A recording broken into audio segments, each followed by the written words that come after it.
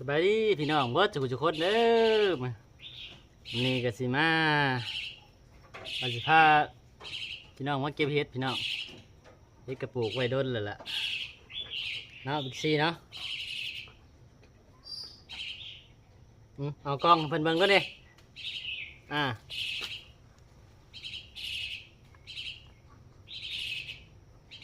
ปลูกไว้ดนเลยล่ะพี่น้องเอ้ยเห็ดก็ได้ปีหนึ่งแล้วฮักกระเชียงออกอยู่แล้วพี่น้อง นะบิ๊กซีนั่งลง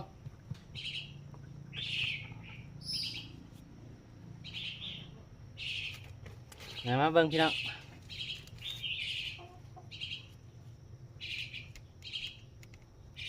ออกเดี๋ยวนี้ออกค้อนเดียวพี่น้องเลย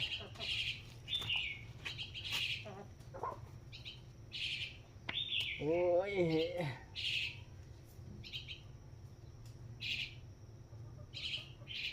ดอกใหญ่แล้วพี่น้องปลาไปโดนแห้งใหญ่เห็ดขาวเห็ดค้อนขาวพี่น้องเลย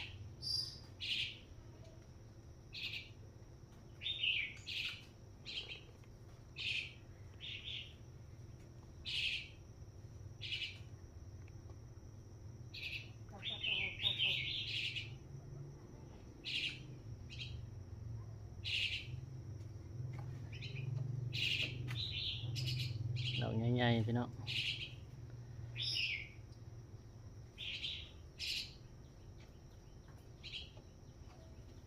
เฮ็ดไปน้ำกับสิร้องเพลงให้ฟังเลยพี่น้องเริ่มวันนี้เด้อ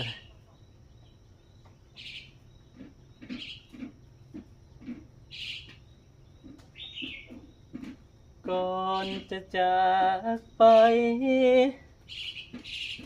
อายขอยังได้บ่ลาก่อนพี่จะเอ่ยคำลาถาวรถอนตัวถอนใจ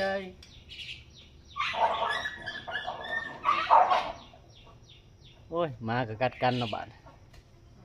ก่อนที่เราสองจะเศร้านั่งเฮียงเคียงใกล้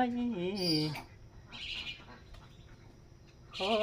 นำน้องครั้งสุดท้ายให้ได้แน่บ่แอวบางขอนั่งข้างๆลำพังอีกครั้งอีกคนขออยู่มิดสองคนดนอีกได้บ่นานก่อนคำว่าแฟนจะถูกแบนเป็นความหลังก่อนที่จะปล่อยมือวางน้องนางไปเป็นของเขา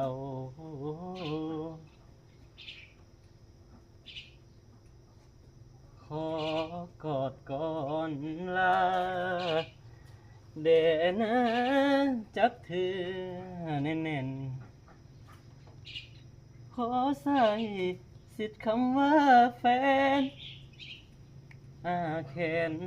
กอดเจ้าอีกครั้งขอเอ่ยคำฮักจากปากอายก่อนจะห่างก่อนเฮาจะเดินแยกทางห่างไปกันแบบถาวร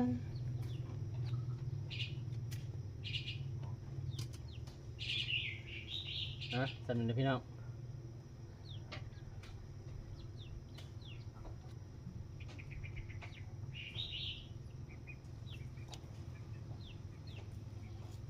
ออกปลาเป็นไรพี่น้องเอ้ยพอได้ใส่แกงใส่กับหน่อไม้นะพี่น้องเนาะ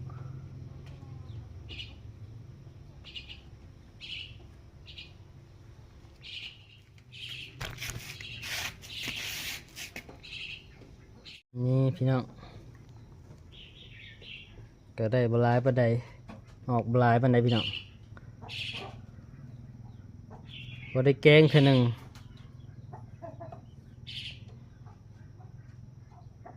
สำหรับคลิปนี้ก็ขอจบเพียงเท่านี้นะพี่น้องเนาะฝากกดไลค์กดแชร์กดติดตามนี่เด้อพี่น้องเพื่อเป็นกำลังใจให้เฮ็ดคลิปใหม่ๆต่อไปอีกนะพี่น้องเนาะ